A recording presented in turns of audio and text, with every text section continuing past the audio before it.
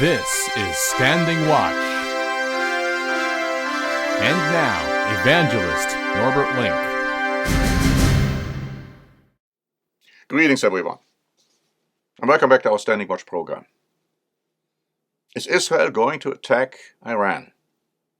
Well, the possibility exists, as I will show you on this program. But if so, what would America do?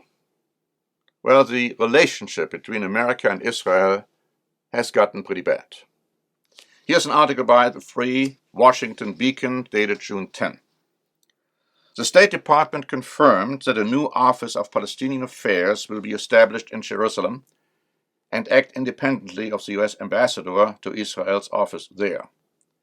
The formation of a separate diplomatic office could violate the Jerusalem Embassy Act of 1995, which mandated that a single U.S. embassy be established in the Holy City.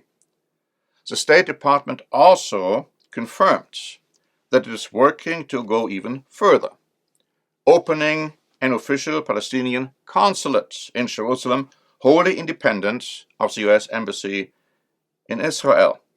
That would set the stage for Jerusalem to once again be viewed by the United States as divided between Israeli and Palestinian territories. Former U.S. diplomats said the Biden administration is trying to undermine former President Donald Trump's recognition of Jerusalem as Israel's capital, which eliminated a formal distinction between West and East Jerusalem. So as I said, the relationship between America and Israel has deteriorated.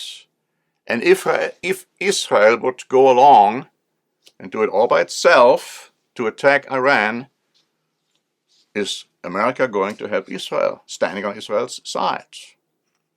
Now here's an article by the Daily Beast, dated June 2.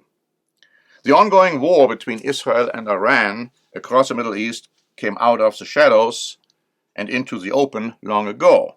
But now, on the back of several suspected Israeli attacks inside Iran itself, the deadly contest threatens to escalate, possibly beyond the region.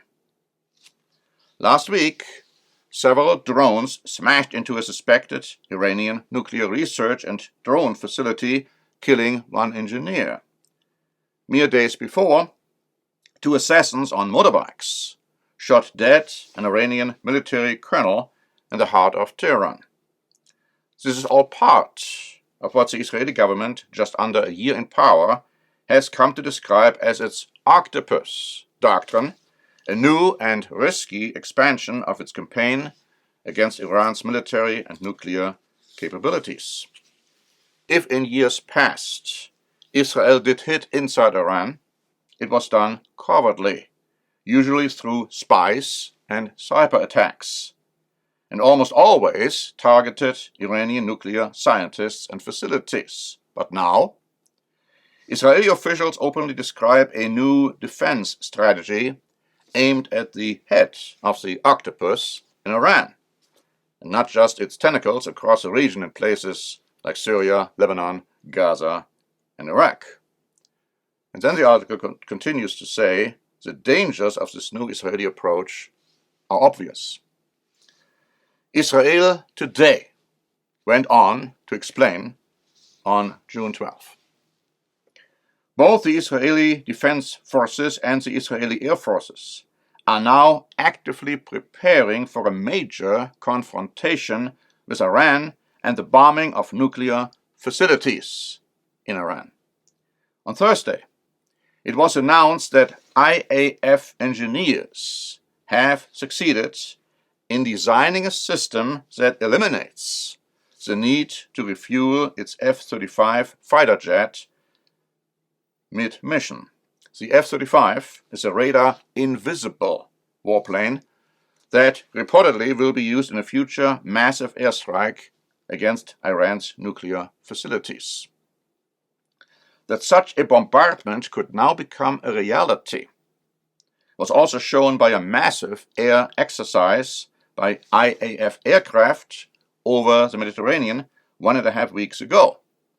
Hundreds of aircraft took part in this exercise, and the government in Jerusalem said the exercise was intended to simulate a multiple-front war with Iran. Now, the Bible makes very clear that Israel will receive a wound, will take that as a military defeat prior to the Great Tribulation. The Bible also makes clear that Israel will not be helped by either America or Great Britain or Europe. We even read that Israel is trying to get that help, especially from Europe, but won't get it. So the possibility exists that this wound could be inflicted on Israel through a war with Iran. The Hill published the following article on June 16. The Pentagon fully realizes that time is not on Israel's side, nor that of the United States and its allies. In March, now retired General Kenneth McKenzie, then commander of U.S. Central Command, testified in a Senate hearing that Iran has 3,000 ballistic missiles, including variants capable of reaching Tel Aviv, while assessing Tehran's nuclear breakout is now measured in weeks, not months. Israel concurs. Prime Minister Naftali Bennett acknowledged on June 12 Iran is dangerously close to getting their hands on nuclear weapons. Jerusalem's planning must anticipate Hezbollah, Hamas, and other Tehran-backed militias aggressively responding in kind if Israel launches a raid into Iran. In all likelihood, before Israel's air forces could return to Israeli airspace, massive volleys of rocket fire would be hitting the country from Lebanon, Gaza and Syria, and possibly even from Iran itself. Striking Iran's nuclear facilities would be only the beginning, not the end, of a hot war between Israel and Iran. Prepared or not, the article concludes, Israel and Washington both appear to be out of time. Iran's threat is substantial, and it is only intensifying. Measured in doomsday clock terms, it is 5 minutes to midnight in Jerusalem, in Tehran, and in Megiddo, the historical biblical site of Armageddon in Israel. The Bible has a lot to say about what is going to happen very soon in the Middle East, including what is going to happen in and regarding to Israel, Iran, and other countries. We have prepared several booklets. One is The Fall and Rise of the Jewish People. One is European Prophecy. We have also other booklets you can read about prophecy, biblical prophecy from now until forever, which all go into these very important aspects of biblical understanding. Please ask for free copies. And until next time, this is Norbert Link for the Standing Watch program.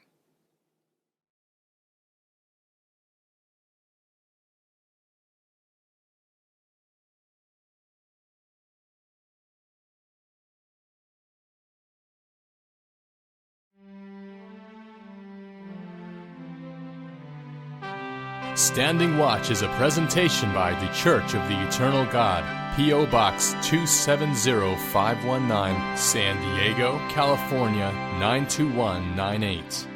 More information is also available at our website, eternalgod.org.